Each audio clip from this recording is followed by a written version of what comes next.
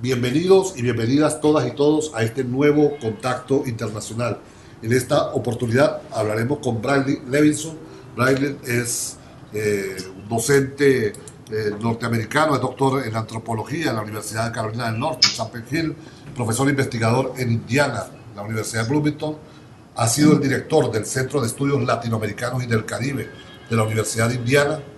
Su producción intelectual se ha centrado en el concepto de cultura estudiantil en la adolescencia y la educación secundaria, la educación para la ciudadanía democrática y la inmigración transnacional. Bienvenido, Bradley, a este contacto internacional. Es un gusto estar aquí con ustedes. Bradley, ¿qué es eso de la educación secundaria hoy en día? A ver, perdón, ¿me vuelve a plantear qué? ¿Qué es la educación secundaria hoy en día? ¿Qué es la educación secundaria hoy en día?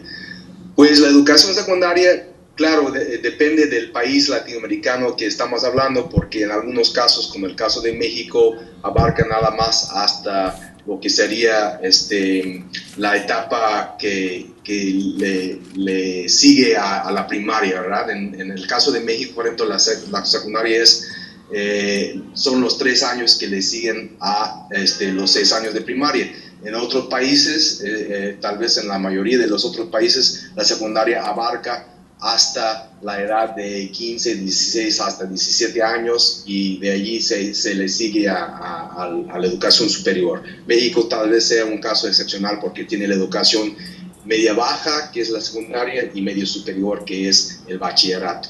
Dicho esto, yo creo que viéndolo a muy grandes rasgos, uno de los desafíos de la secundaria, de la enseñanza secundaria, enseñanza media, si ustedes lo quieran llamar así en América Latina, es alcanzar lo que yo llamo una secundaria con sentido para los jóvenes. Creo que todavía la secundaria trae muchos resabios, por decirlo así, de su historia, que empezó hace muchos años como un mero apéndice, digámoslo así, de la educación superior. Durante tantos años, incluso desde la creación de una secundaria propia en México y otros países, siguió siendo más que nada una preparación para la educación superior. Era una etapa era propedéutica, digamos, ¿no? Y fue hasta después que se vino adquiriendo su propio carácter, con un diseño propio para los intereses y las necesidades del famoso adolescente o el joven, ¿no? Pero yo creo que en esto de la especialización de los contenidos, y es un choque tan fuerte que se da entre la primaria y la secundaria, donde de repente el joven, el niño, el joven que ha tenido en la mayoría de los casos un solo maestro para todas las asignaturas hasta el 6º grado de primaria, y de repente cambia a una escuela que es generalmente más grande, donde le toca tener entre 5 hasta 10, 11 maestros dentro de una sola semana de clases, de distintas asignaturas. La especialización de los contenidos y la fragmentación del currículo y del mismo personal de la escuela que enfrenta el alumno hace que a veces se pierde ese sentido y que va a adquirir y todavía tiene resabios de esa formación propedéutica, más que nada con un énfasis en los contenidos de las distintas ramas, las asignaturas, como se llamen, ¿no? Entonces la secundaria es un espacio donde cada vez más debe ser, y esto lo dicen los documentos de la política pública y las últimas reformas de la secundaria, que debe ser una escuela para el adolescente, para la formación de habilidades muy amplias para ejercer la ciudadanía democrática, para adquirir una gran gama, ¿verdad?, de habilidades y de conocimientos, pero sigue habiendo en la práctica, yo siento una sobreespecialización a veces de los maestros y de la misma visión de los docentes. Eso se le imparte a los jóvenes, y la secundaria está como suspendida entre esa formación integral para la vida que se quisiera y una formación propedéutica para la educación superior, ¿no? Yo creo que eso sigue siendo todavía una gran problemática para la secundaria. eso no es una escuela para la formación integral. ¿Y qué quiere decir la formación integral? O es otro eslabón hacia estudiar la educación superior. Y bien sabemos que no todos van a poder llegar a la educación superior y que o no se sabe de antemano realmente cuando se está cursando el secundario si se va a poder seguir. Entonces la secundaria lógicamente tiene que ser una formación integral, pero en la práctica muchas veces se orienta hacia la siguiente etapa. Tú trabajas el tema de la construcción de ciudadanía en el bachillerato. Sin embargo, hay quienes cuestionan la tardía politización de los jóvenes hoy en día. Hace unas décadas muchos nos politizamos en el bachillerato, que era la forma de entrar a ejercer la ciudadanía. Comenzamos a tener una opción política, es decir, comenzamos a ser ciudadanos. Hoy en muchos casos, salvo la experiencia chilena, en algún nivel en México, los jóvenes del bachillerato parecieran que han prolongado más bien su infancia y dedicados mucho más a los aprendizajes que a politizarse y actuar políticamente. ¿Cómo valoras eso en la construcción de ciudadanía en esa nueva realidad de expectativas precarias de politización de los jóvenes? No, es una pregunta muy interesante porque si bien es cierto que se puede haber, digamos, una educación para la ciudadanía democrática, muchas veces se despoliticiza este tipo de educación para una ciudadanía democrática. Lo vemos, digamos, cuando se pone énfasis en la educación para, digamos, para la paz, que es un fuerte énfasis en, digamos, la educación para la ciudadanía democrática abarca muchas ramas, muchos enfoques, la educación para los derechos humanos, la educación para una conciencia del medio ambiente y la importancia de cuidar el medio ambiente, la educación para conocer el proceso electoral y las ramas y los poderes, ¿verdad?, del gobierno. Todo esto abarca con el concepto de educación para la ciudadanía democrática. Más sin embargo, muchas veces se maneja muy cuidadosamente, evitando precisamente los temas a veces más politizados, más apremiantes, de más urgencia para los jóvenes, o se desconecta, digamos, por ejemplo, cuestiones de la equidad, cuestiones de la economía política de un país y quiénes son los que se favorecen por una política de recaudación de impuestos, por ejemplo, y los que no se favorecen por esa política. Y yo creo que, bueno, ese es un punto muy controvertido, pero creo que los maestros sí tienen la responsabilidad de entrar, sobre todo a nivel de bachillerato. Yo la verdad trabajo más a nivel secundaria, que son los adolescentes que están entre 13 y 16 años, ¿no? Es el nivel que más que nada trabajo yo.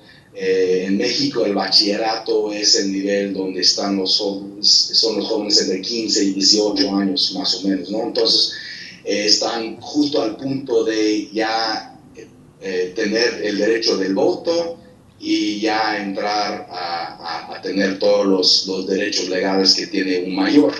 En el caso de secundaria mexicana son jovencitos todavía de 13, 14, 15 años y están todavía varios años de ser mayores. Dicho esto, yo creo que muchas veces los docentes, a lo mejor por la misma presión de los padres de familia o por el director, soslayan, ¿verdad?, las grandes controversias políticas porque creen que se les va a ir de la mano, que precisamente se van a convertir los alumnos en activistas, van a salir a la calle en protesta y se les va a echar la culpa al docente de haber instigado todo aquello, ¿no? Siempre es un riesgo, pero yo creo que hay una forma de ¿cómo se llama?, entablar o de abrir pues al debate estas cuestiones que son realmente políticas propiamente, que tratan cuestiones de equidad, de acceso, de derechos, de una manera que que los alumnos lo vivan, que no solamente lo debatan como un asunto aislado, un asunto abstracto, sino que ver cómo lo están viviendo, ¿no? Y a partir de eso, incluso recomendar ciertas acciones modestas, pero siempre dentro de un encauzamiento responsable, ¿verdad?, de la acción. No sé si eso le respondió Sí, sí. bien a la pregunta. Sí, pero precisamente a partir de lo último que comentas, nuestra generación tenía un tema, se politizaba o construía ciudadanía en el bachillerato, pero peleaba en la calle. Es decir, aprendía qué era la democracia en el aula de clases y salía a pedir democracia en manifestaciones de calle. No vivía la democracia en el liceo. La diferencia con las nuevas generaciones es que no quieren postergar la utopía. Quieren que si se les enseña democracia, vivir la democracia en el liceo, no solo en la calle. Y ahí hay un enorme desafío en centros educativos que todavía no, los estudiantes no tienen mayor participación en la elaboración del pensum, en la elección de las propias autoridades del centro educativo, en la definición de prioridades.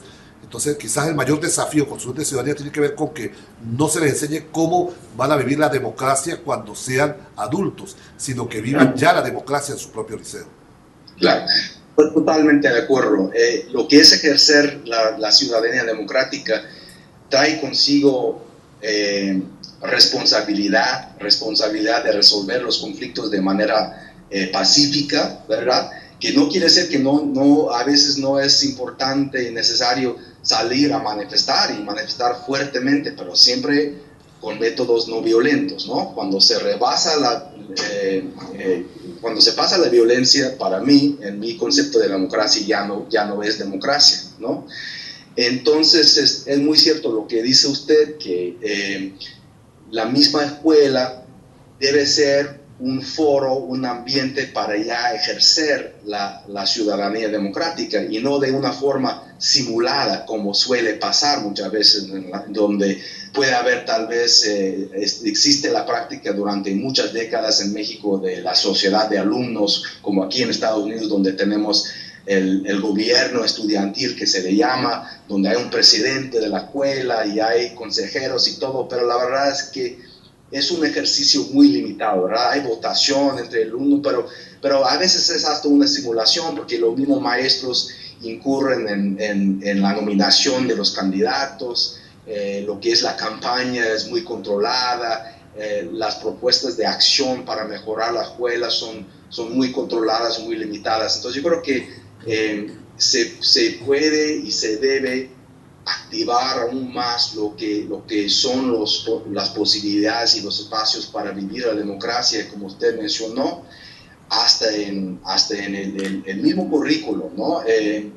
Yo tenía aquí entre mis apuntes que quería yo enfatizar la democratización de la política pública como el marco más general para hablar de elevar la calidad de la enseñanza secundaria en América Latina. Es decir, que democratizar la política pública quiere decir que los gobiernos tienen que abrirse más hacia la opinión pública, aprovechar las nuevas tecnologías que existen también para vertir las opiniones y las ideas y las sugerencias y abrir pues más canales de comunicación entre la sociedad civil y el gobierno. Y en la rama de educación, sobre todo, esto quiere decir involucrar a los maestros y a los padres de familia, sino a los mismos alumnos, ¿verdad? Tenemos la práctica de las famosas consultas que se han hecho muchas veces para crear una nueva reforma, pero se dice y se piensa muchas veces que estas consultas son simulaciones, ¿verdad? Que son un mero ejercicio simbólico para que las autoridades puedan decir que sí participaron, ¿verdad? Los maestros sí opinaron, pero finalmente cuando sale la reforma o el nuevo currículo, los maestros dicen, pues yo no encuentro mi sugerencia, parece que esto todavía se la ingenió alguien detrás de un escritorio, como comúnmente se dice, ¿verdad? Entonces yo creo que realmente existe la oportunidad y la necesidad, ¿verdad?, de democratizar el mismo proceso de hacer política educativa y hacer currículo, ¿no? Y los jóvenes que muchas veces se han relegado porque precisamente por llamarles adolescentes, como menciono en mi artículo, la misma palabra adolescente quiere decir que adolecen de algo, ¿verdad? Y lo que adolecen de es responsabilidad, madurez, pleno conocimiento, mayoría, lo que usted quiera, ¿no? Yo creo que por eso estoy un poco peleado, como decimos en México, con esa palabra de adolescente, porque como de alguna forma nos desvía la mirada hacia lo que no tienen los jóvenes y de una manera que no podemos apreciar lo que sí pueden aportar, ¿no? Entonces yo creo que los mismos jóvenes deben tomarse en cuenta para la formación del currículo, que ya no son como receptáculos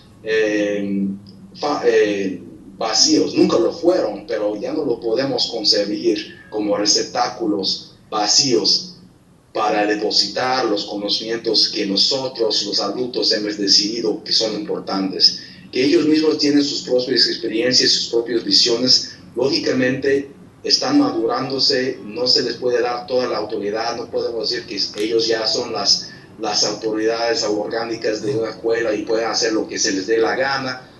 Dentro de cualquier entidad, organización democrática, siempre existe una estructura de autoridad legítima y en la escuela también hay una estructura de autoridad legítima, pero esa autoridad se tiene que seguir legitimando, ¿verdad?, con razones. Esto lo menciono en mi trabajo también muchas veces, que antes la autoridad del director, del maestro, era una autoridad impuesta, ¿verdad? Nosotros somos los maestros y porque somos maestros y porque soy el director, me van a obedecer y me van a escuchar y van a hacer lo que se les pide, ¿verdad? Ahora digo, como en la nueva generación que estamos viviendo y la nueva ola de democratización que estamos viviendo, ya no podemos recurrir a ese pedido sencillo de respetar la autoridad. Yo creo que la autoridad adulta de cualquier plantel escolar, de cualquier sistema educativo, se tiene que seguir legitimando con sus acciones y con sus razones, y yo creo que se les pueden convencer a los jóvenes, no son tan despistados que no pueden reconocer una autoridad legítima que realmente se preocupa por su bien de ellos y que está intentando encauzar sus intereses y atender a sus inquietudes. A pesar de que hemos logrado metas significativas a nivel internacional en la región, cobertura en el caso de la educación primaria, y que buena parte de los países, incluso las metas de educación para todos hoy, están orientadas a cobertura con el bachillerato, también es cierto que el gran momento donde surgen deserciones escolares es el bachillerato. Es decir, hay un comportamiento de la tasa de escolarización hasta el 6º grado, hasta que termina la primaria, y cuando comienza el bachillerato comienza la expulsión. Y pareciera que hay dos variables.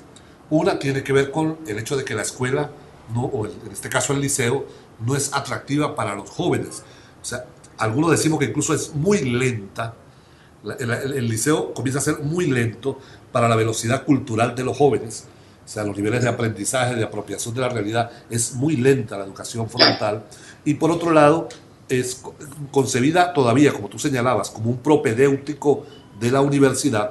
Pareciera que el propósito es que los muchachos pasen 5 o 6 años en el bachillerato para que luego lleguen a estudiar 5 o 6 años más en la universidad. Y a algunos jóvenes simplemente eso les parece muy largo, les parecen 10 años, 12 años, una tarea muy larga, y prefirieran, al parecer, tener algunas habilidades o competencias para el trabajo. Entonces, hay un desafío enorme en configurar el bachillerato también como una etapa que habilite para el trabajo. Y ahí también hay que volver a rejuvenecerse, porque las viejas escuelas técnicas solo forman, pareciera, para lo que hoy son trabajos artesanales o trabajos de maquila.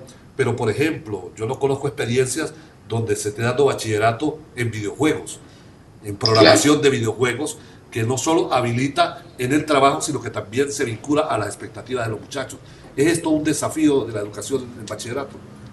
Sí, no, claro, es un gran desafío. Yo creo que hay que tomar en cuenta siempre las famosas oportunidades de costo, o los costos de oportunidad, mejor dicho, ¿verdad? Que en el caso de los estratos sociales, que son los más necesitados, ¿verdad? Donde siempre existe, si no la necesidad de que el joven salga pues a trabajar varias horas al día para ayudar a la economía familiar, sino la necesidad, ciertamente la tentación, ¿verdad? Porque si la escuela es un lugar de aburrimiento, de obligación, ¿verdad? Que no se le dé un sentido realmente pertinente a la vida inmediata del joven, que es para quien es muy dudoso que siga a la educación superior, entonces lógicamente va a buscar la salida a la escuela, ¿verdad? Entonces, yo creo que yo sí creo mucho en la polimodal, el bachillerato general. Creo que está bien si se divide la enseñanza media en la técnica y la general, como en el caso de México. En muchos otros países están las secundarias generales, las secundarias técnicas, pero lo que me gusta del sistema mexicano es, por ejemplo, realmente es poca diferencia entre lo que es la secundaria técnica y la general. Prácticamente tienen el mismo currículo, tienen las mismas horas más que nada la secundaria técnica se le alarga un poco el día porque puede pasar varias horas más en los talleres, las manualidades, los talleres técnicos, ¿no? Pero los alumnos de una secundaria técnica tienen que pasar por las mismas horas de las otras asignaturas como cualquier otro estudiante.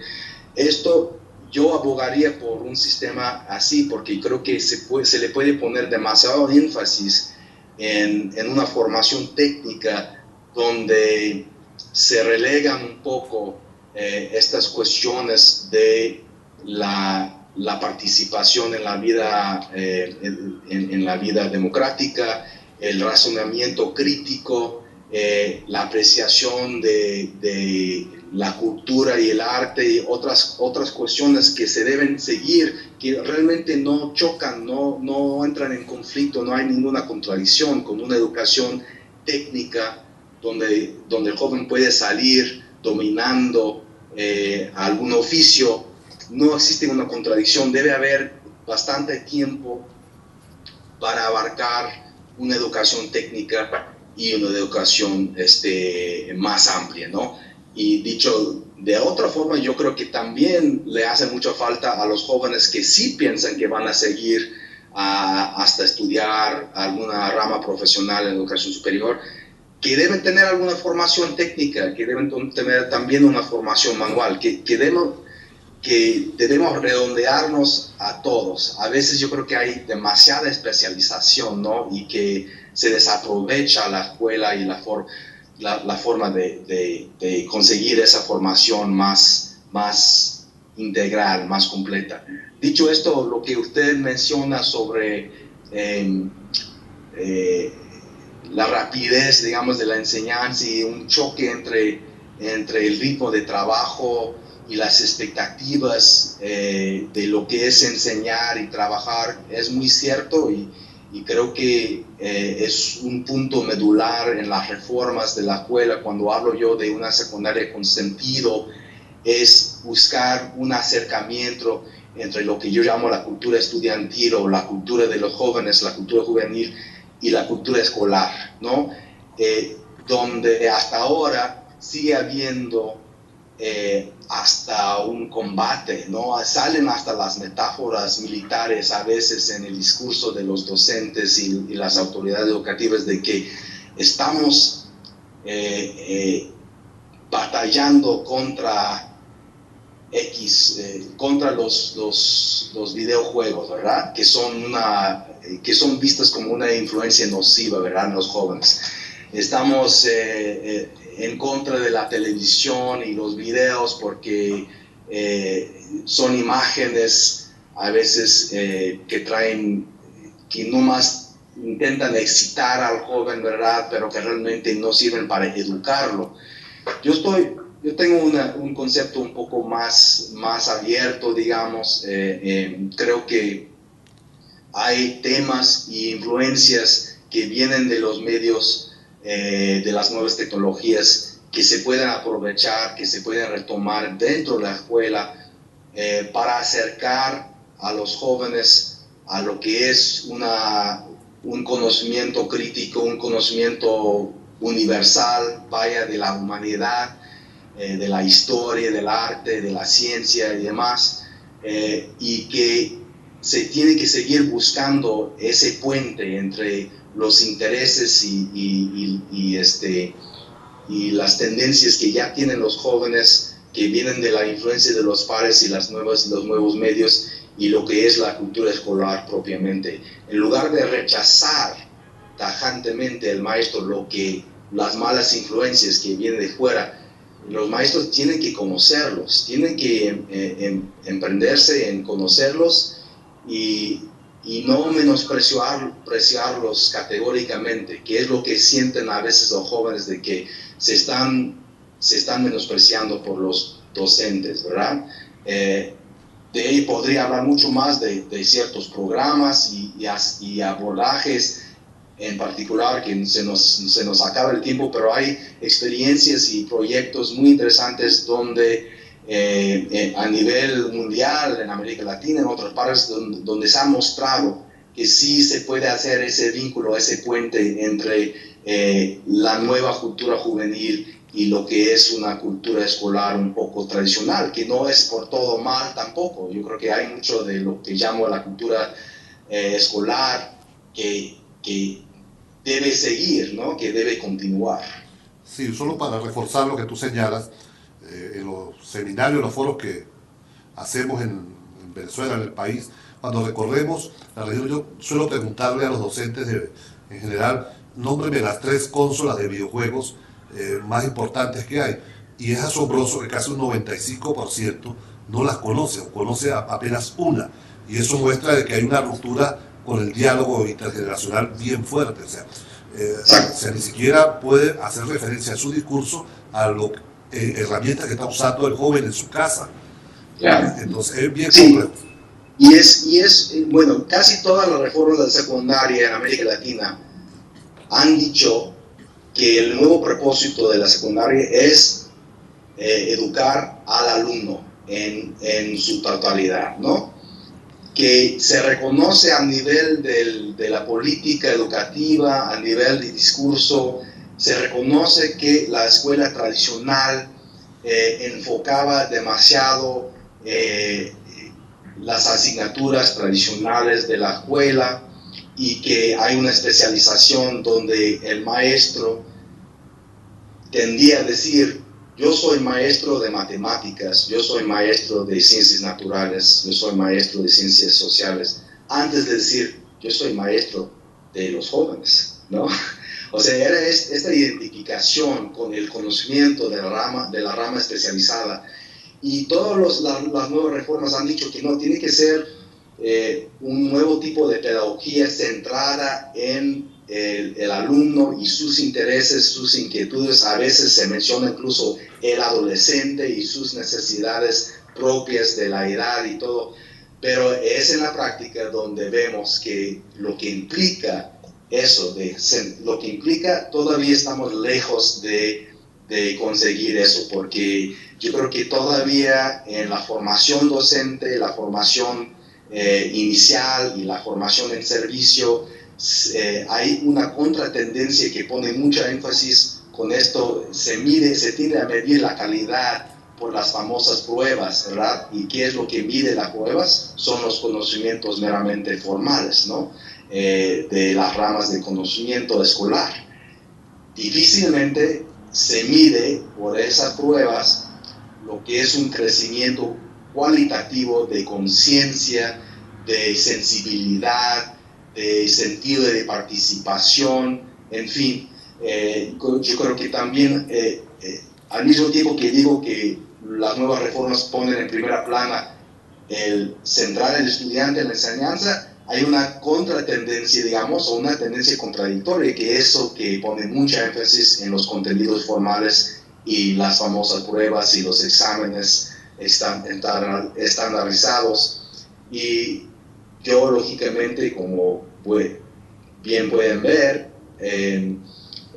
me pongo más por el lado de centrar la enseñanza en el estudiante, y eso implica que el maestro y el director tiene que ir más allá de lo que son sus conocimientos de su propia formación, y tienen que entrar al mundo del adolescente, ¿no? Braille, sin ser tremendista, yo considero que el punto neural de la crisis educativa está en el bachillerato. Está en el bachillerato y siempre se suele asociar o a la primaria o a la educación universitaria, descuidando ese segmento. ¿Por qué digo? Porque es donde el joven está ya comenzando a ejercer su ciudadanía, donde está comenzando a ver qué va a hacer, no ya como una meta lejana, qué va a hacer en los próximos 3, 4 o 5 años. O sea, comienza a tener la idea de corto plazo, y ahí el tema del trabajo comienza a surgir. Y yo, ahí, aparte de todo lo que señalé anteriormente, el tema de cómo ve el muchacho el mundo del trabajo y la universidad. Nuestras generaciones partían de un supuesto en la configuración del mercado laboral, que si yo llegaba a la universidad iba a obtener un mayor sueldo que si abandonaba siendo bachiller.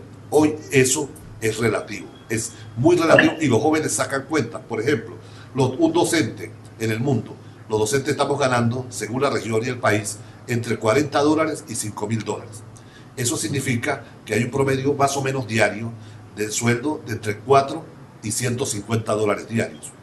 Un muchacho en la región haciendo otros trabajos, abandonando incluso el bachillerato, pero haciendo otros trabajos que no implican el pasar por el bachillerato y plantearse 10 años de universidad, puede estar ganando entre 20 y $100 diarios. Entonces el muchacho dice, ¿para qué voy a estudiar 10 años más si hoy, en el presente, puedo ganar mucho más que un profesional? Entonces ahí es un desafío enorme vinculado al tema del trabajo, y el tema cómo la salida corta del trabajo habilita realmente con sueldos que permitan una intersección real del joven con ese mundo laboral. No, totalmente de acuerdo. Más sin embargo, lo único en que tal vez yo diferiría de la visión, o sea, estoy totalmente de acuerdo en que se tiene que atender la cuestión del mercado laboral y el mundo del trabajo, y hacer que la educación sea relevante para el joven en ese sentido, ¿no? Ya no se le puede convencer o pensar que la educación superior es la mejor ruta, ¿verdad? Eso bien lo sabemos. Más sin embargo, volvería a otro punto, que es que lo que es la formación para el trabajo no tiene que ser meramente técnica, ¿verdad? Tiene que ser una formación para el presente, no para un futuro lejano. Tiene que ser para una formación para 1 año o 2 años más adelante, cuando salga del bachillerato. Pero no solamente tienen que ser habilidades propias de algún oficio, de algún trabajo. Debe ser eso, pero también deben ser habilidades para participar plenamente, críticamente en la vida democrática, ¿no? Y para eso hay que saber escribir, ¿no?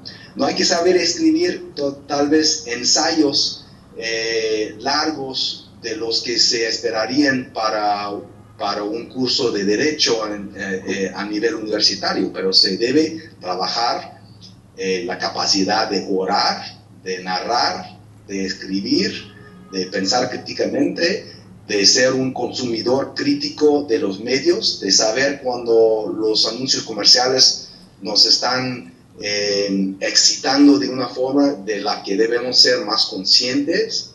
Todo eso, ¿no?, viene al caso de una educación más auténtica, más pertinente para el joven que salga a trabajar inmediatamente después del bachillerato. Braille, tú trabajas en tu ensayo el tema ético, pero en el caso de los jóvenes, hoy hay un serio problema, hay una diferencia entre los llamados valores y la moral que vive. O sea, la cotidianidad del comportamiento moral, incluso los códigos que acepta como válidos, como buenos, son unos y los que se le imponen como valores del sistema educativo le suelen parecer muy abstractos, muy como metas irrealizables. Vive una moral y conoce unos valores. ¿Cómo romper esa dicotomía y lograr que construir unos valores afianzados en una moral cotidiana? Claro. Bueno, yo creo que lo tienen que vivir, los tienen que vivir y los tienen que asumir, y que la escuela es el lugar tal vez perfecto para hacer eso si se organiza de una forma que lo propicie, ¿no? Sabemos bien que a veces los mismos docentes, los mismos directores, las mismas autoridades traen sus propios fallos morales, digamos, al medio de la escuela, se imponen de una forma tal vez autoritaria, y luego los famosos valores que se están predicando ahí en la escuela, en el discurso, se contradicen luego en la misma práctica, allí mismo en la escuela, ¿no? Eso es muy grave. Eso lleva al joven a un cinismo, ¿verdad? Frente a la vida pública, porque va a creer que todo este discurso sobre los valores queda nada más en pura palabrería, como diría en México, y no se respeta en la práctica, ¿no? Entonces, ahí sí es donde hay que haber un compromiso muy fuerte en la formación de valores de los mismos profesores y las mismas autoridades, ¿no? Ellos son los que ponen el ejemplo, y luego, más allá de eso, tienen que crear actividades y estructuras dentro de la escuela que dejan que los alumnos puedan empezar a vivir y a formarse en esos valores, para que no se queden nada más y los mismos alumnos pueden comparar lo bien, digamos, de llevar cierto valor en la escuela, y luego ver otro tipo de valor o antivalor, si se quiere llamar así, afuera de la escuela, ¿no? Tenemos un ejemplo muy fácil sería el valor del trato de igual, como un derecho humano, del trato de igual de género, ¿no? Entre hombre y mujer, que los hombres y las mujeres deben tener los mismos derechos, se deben respetar igual, deben tener las mismas oportunidades en la sociedad para desenvolverse, en fin. Eso es un valor que se predica mucho en la escuela. En las nuevas reformas en México, Chile, en otras partes, se pone mucho énfasis en esto. Luego el muchacho sale a la calle o sale simplemente a ver la tele, y ¿qué es lo que ve? Ve al hombre dominar a la mujer, al hombre faltarle respeto a la mujer, claro, hay casos de que ve a su propio papá pegando a su mamá, en fin, ve los ejemplos que entran en conflicto con los valores que está aprendiendo en la escuela. Pero se debe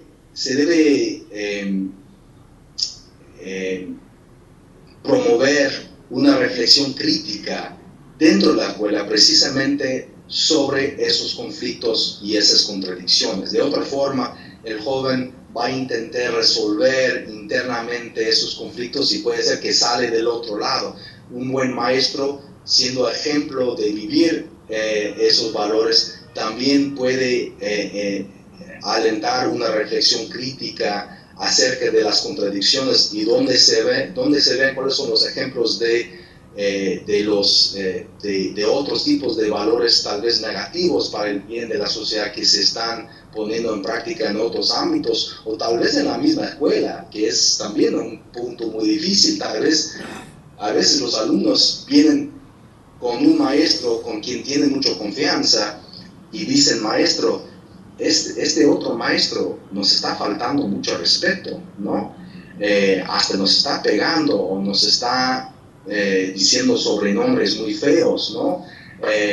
Esto me tocó a mí presenciar, ¿no? Entonces a veces puede haber incluso un conflicto entre colegas en el mismo plantel, porque los jóvenes están viviendo una contradicción entre los valores que se prediquen y luego el comportamiento de algún otro maestro. Estos son casos difíciles donde a veces tienen que intervenir las autoridades e intentar concientizar a los maestros que están realmente no poniendo el buen ejemplo y viviendo esos valores. Braille, sin embargo, hay elementos... Me va a disculpar mucho, profesor.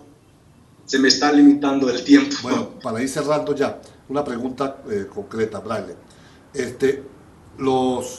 La escuela hay elementos entre los cuales prefiere meter la cabeza como un avestruz. Uno de esos es el tema de las redes sociales. En los últimos 10 años hemos vivido de las redes sociales. Las redes sociales. Una de ellas, el Facebook, por ejemplo. Buena parte de los adolescentes que participan en esas redes sociales dicen, por ejemplo, cuando se habla del tema de una relación, dice relación abierta, difícil de explicar. La escuela, ¿cómo aborda esa nueva realidad de la forma de entender el amor y las relaciones sociales de los jóvenes? Perdón, mucho, profesor, que se nos está deteriorando también la calidad de la conexión. Creo que a lo mejor no comprendí bien toda la pregunta, pero tenía que ver con cómo la escuela puede, digamos, atender a la cuestión de las redes sociales, ¿no? Bueno, es una pregunta, si bien por concreta, también es muy compleja, ¿no? Porque a veces hay contenidos muy controvertidos en las redes sociales, ¿verdad? Se hablan de relaciones, se puede llevar a un chisme que difama o que tiene un efecto muy negativo entre los jóvenes. Entonces es un tema donde hay que tener cierta apertura. Como decimos antes, la escuela no puede cerrarse o meterse la cabeza como usted dijo. Tiene que atender la cuestión y ser consciente de la existencia de estas redes y la importancia que tienen para la vida de los jóvenes. Pero hay que tener cierto control al respecto también. Ahí es donde hay que tener, vuelvo a decir, una conversación abierta, donde también se sigue legitimando la autoridad del maestro y de la autoridad escolar al tener una reflexión abierta acerca de las consecuencias, las posibles consecuencias negativas de que ciertas relaciones o ciertas noticias que están circulando por las redes sociales salgan a la luz pública en la escuela y puedan hacerle algún daño a un alumno. Para ir finalizando ya este contacto internacional, Braille, me gustaría que le dirigieras un mensaje a los maestros, a las maestras, a los profesores, a la profesora venezolana que están discutiendo sobre el tema de la transformación del sistema educativo venezolano. Muy bien, pues a los docentes venezolanos todos mis respetos. Creo que la docencia es una profesión, sigue siendo una profesión muy noble, desafortunadamente menospreciada hoy en día, cada vez más difícil, cada vez más apremiante. Yo les diría que le echan muchas ganas, como decimos en México, a la tarea de conocer a sus alumnos, que pongan a ellos y sus inquietudes en primera plana y que intenten de alguna forma encajar o vincular más bien lo que es el currículo formal de la escuela, del sistema educativo, con el currículo no formal que traen los jóvenes a la escuela, ¿no? Eso es la tarea, creo que más apremiante y que nos dará más resultado en la calidad educativa. Gracias. Hoy estuvimos conversando desde Estados Unidos con el profesor Braille Adam Unger Levinson, quien es profesor investigador de la Universidad de Indiana. Gracias por compartir con nosotros, Levinson, y hasta un próximo contacto. Gracias, les va muy bien, mucho gusto.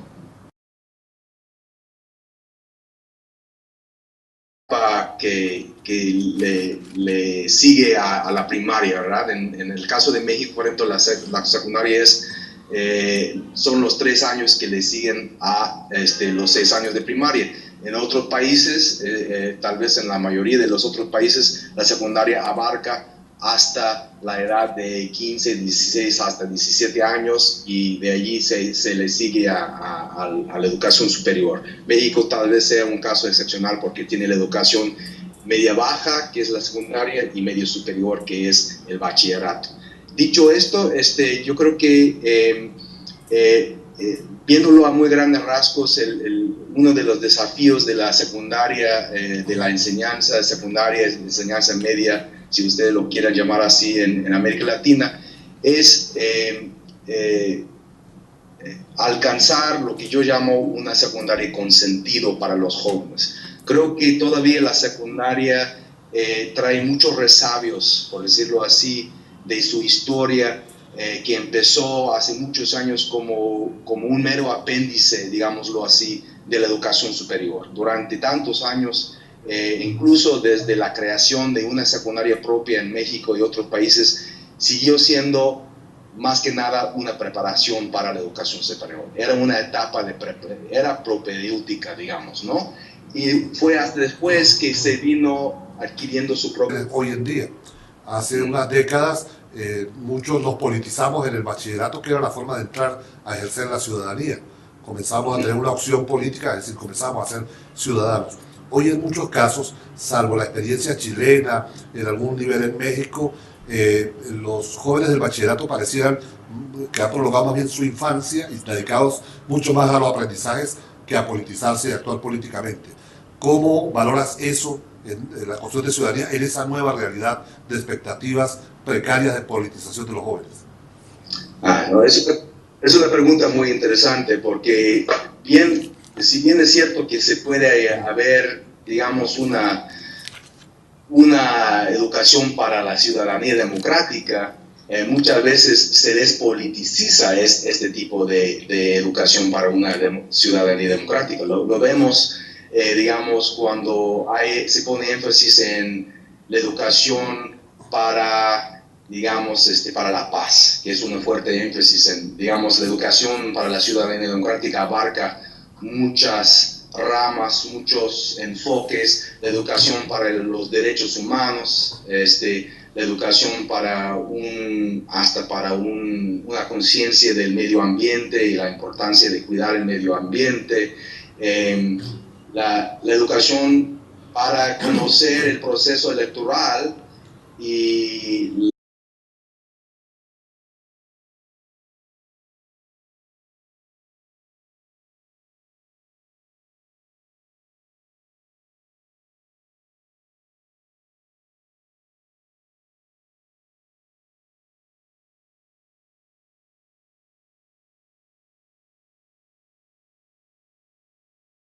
Bienvenidos y bienvenidas todas y todos a este nuevo contacto internacional.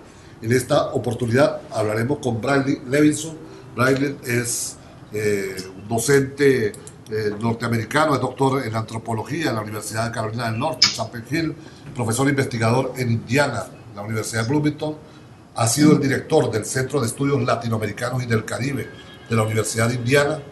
Su producción intelectual se ha centrado en el concepto de cultura estudiantil en la adolescencia y la educación secundaria, la educación para la ciudadanía democrática y la inmigración transnacional. Bienvenido, Bradley, a este contacto internacional. Es un gusto estar aquí con ustedes. Bradley, ¿qué es eso de la educación secundaria hoy en día? A ver, perdón, ¿me vuelve a plantear qué? ¿Qué es la educación secundaria hoy en día? ¿Qué es la educación secundaria hoy en día? Pues la educación secundaria, claro, depende del país latinoamericano que estamos hablando, porque en algunos casos, como el caso de México, abarca nada más hasta lo que sería la etapa de la ciudadanía democrática, para adquirir una gran gama, ¿verdad?, de habilidades y de conocimientos, pero sigue habiendo en la práctica yo siento una sobreespecialización a veces de los maestros y de la misma visión de los docentes eso se le imparte a los jóvenes, y la secundaria está como suspendida entre esa formación integral para la vida que se quisiera y una formación propedéutica para la educación superior, ¿no? Yo creo que eso sigue siendo todavía una gran problemática para la secundaria. Eso no es una escuela para la formación integral. ¿Y qué quiere decir la formación integral? O es otro eslabón hacia estudiar la educación superior. Y bien sabemos que no todos van a poder llegar a la educación superior, y que o no se sabe de antemano realmente cuando se está cursando la secundaria si se va a poder seguir. Entonces la secundaria lógicamente tiene que ser una formación integral, pero en la práctica muchas veces se orienta hacia la siguiente etapa. Tú trabajas el tema de la construcción de ciudadanía en el bachillerato. Sin embargo, hay quienes cuestionan la tardía politización de los jóvenes. Propio carácter, con un diseño propio para los intereses y las necesidades del famoso adolescente o el joven, ¿no? Pero yo creo que en esto de la especialización de los contenidos, y es un choque tan fuerte que se da entre la primaria y la secundaria, donde de repente el joven, el niño, el joven que ha tenido en la mayoría de los casos un solo maestro para todas las asignaturas hasta el 6º grado de primaria, y de repente cambia a una escuela que es generalmente más grande, donde le toca tener entre 5 hasta 10, 11 maestros dentro de una sola semana de clases, de distintas asignaturas. La especialización de los contenidos y la fragmentación del currículo y del mismo personal de la escuela que enfrenta el alumno hace que a veces se pierde ese sentido, y que va a adquirir, y todavía tiene resabios de esa formación propedéutica, más que nada con un énfasis en los contenidos de las distintas ramas, las asignaturas como se llamen, ¿no? Entonces la secundaria es un espacio donde cada vez más debe ser, y esto lo dicen los documentos de la política pública y las últimas reformas de la secundaria, que debe ser una escuela para el adolescente, para la formación de habilidades muy amplias para ejercer